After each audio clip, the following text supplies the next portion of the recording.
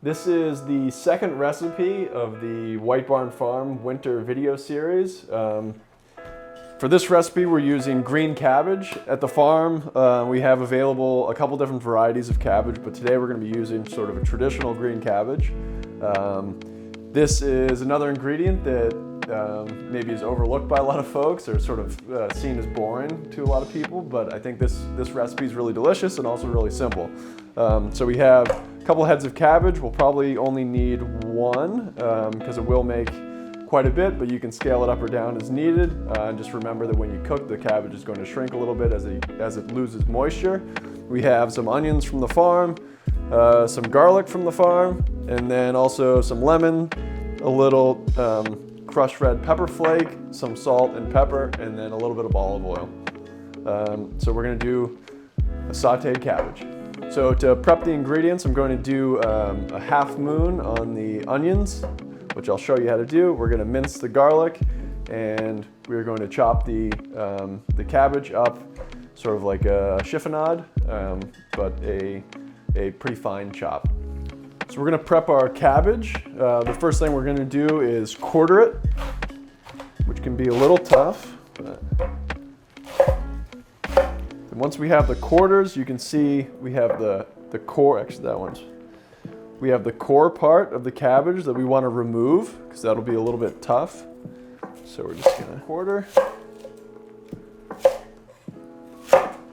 Throw away our cores. And then we're going to basically do a shred on the cabbage. So we're going to cut it nice and thin. It's okay if it's a little uneven. It'll all cook down and get really nice and tender.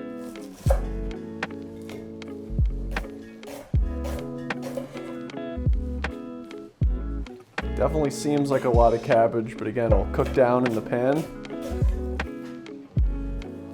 All right. Our cabbage is prepped. So we have our really nice onions from the farm. I'm going to show you how to break them down for this recipe. We're going to take the top and the tail. And we're going to get rid of that. I'm going to cut these in half. Peel off that outer layer.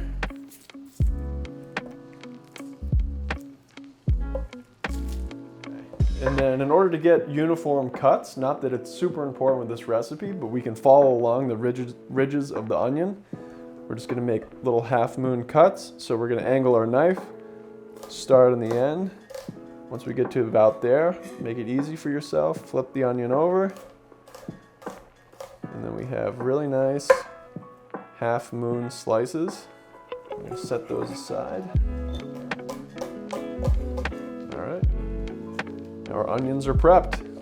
All right, so last thing we're going to do is we're going to mince our garlic. So we're just going to pull out maybe 4 or 5 good cloves that we like. You can add more or less depending on how much you like garlic.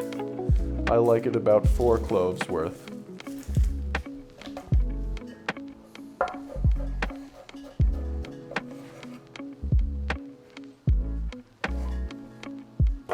Okay, so I have all of our ingredients ready to go. I have our cabbage nice and shredded. I've got our garlic minced. Our lemons are halved. Our onions are cut. And we have all of our salt, pepper, and chili flake ready to go, and a little olive oil. So this is going to be all cooked in one saute pan. If you're trying to do a bigger quantity, you can do a bigger pot. It may come out a little bit different because the cabbage is going to steam a little bit more. I like using the saute pan because it gets rid of that moisture and you get the cabbage starts to sort of caramelize a little bit with the onions. Really nice. So we are going to start just by getting our pan over sort of a medium-high heat. Plenty of olive oil. This is actually a cast iron saute pan, which is kind of cool, a little different. So we're gonna let the olive oil come to temperature. We're gonna add our garlic and our onions first to sort of get those going a little bit and have them start to caramelize. Then we're gonna add our cabbage. We probably won't end up using all of this in this single pot. I probably prepped more than we needed. And then right as we're finishing, the cabbage is cooked but not overdone. We're gonna hit it with the lemon. We're gonna season it to taste with our salt and pepper and a little crushed red pepper flake.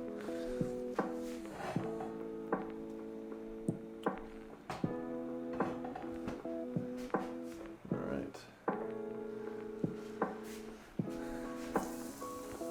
Got our garlic in there.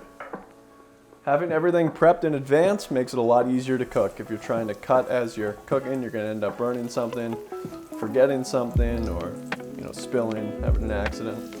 But we got everything ready to go.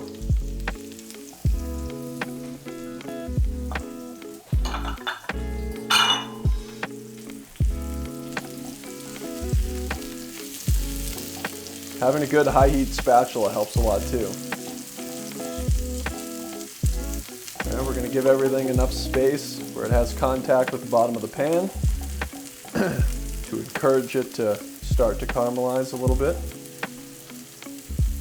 What we want to prevent in this dish is from things from steaming, especially the cabbage. I'm not a big fan. There is a time and place for steamed cabbage, but this is not it. I like caramelized vegetables instead of steamed vegetables. Okay.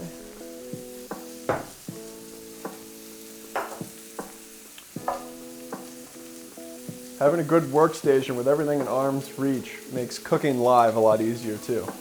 Part of prepping before you cook.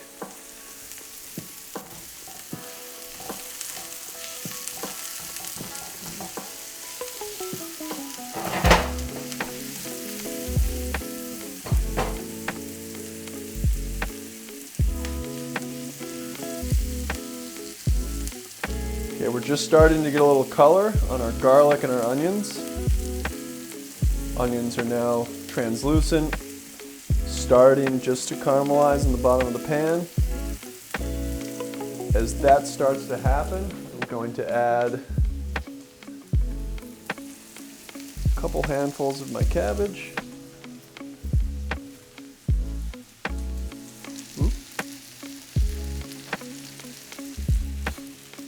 Drop some on the way. All right. And we're going to fold in those onions. Encourage the cabbage to get to the bottom of the pan so it can start to caramelize. We're going to resist the temptation to keep moving it around. Going to have our seasoning ingredients ready to go.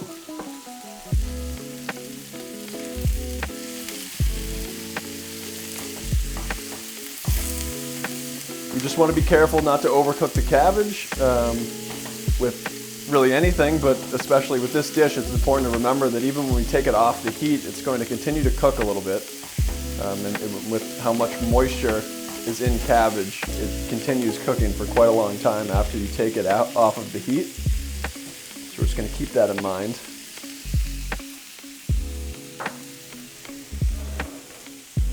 I'm going to have a couple forks ready to taste as I go.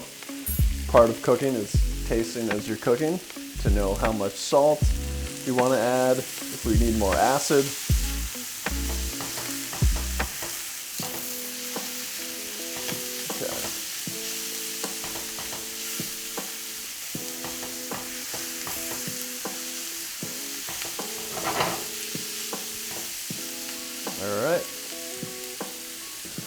Once the cabbage starts to get a little bit soft, it can now sort of be ready to accept the flavor that we're going to add onto it. So we're going to start with salt. Remember, we're not going to add as much as we think we might want, because we can always add more. So we're just going to start with a nice pinch. A couple cranks of the black pepper. A light pinch of our red chili flake. If you like spicy, you're welcome to add as much as you'd like, but I'll keep it pretty moderate. And let that go. Also, when we add salt, the salt is going to draw out some of the moisture from the cabbage. So we want to add that fairly late in the process. If we add it too early, it's going to encourage the cabbage to steam as opposed to caramelize. So we added it pretty late.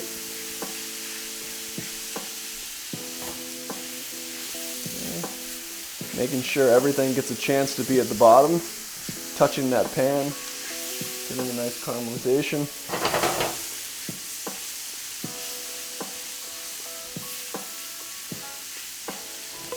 Alright, so I'm going to give it a taste.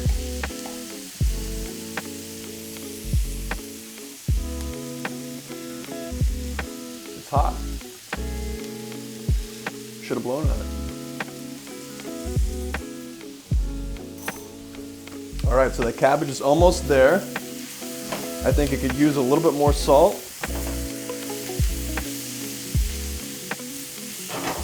And a little bit more red pepper, actually. I like the red pepper. A little bit of red pepper. A little bit more salt.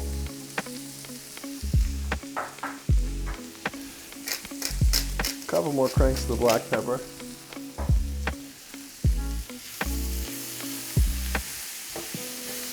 All right, we're almost there. Right as we're finishing, we're gonna hit it with some lemon. Sort of brightens up the whole dish, balances it out, makes it a little bit more vibrant. We're gonna give it one more taste. Blue on it this time.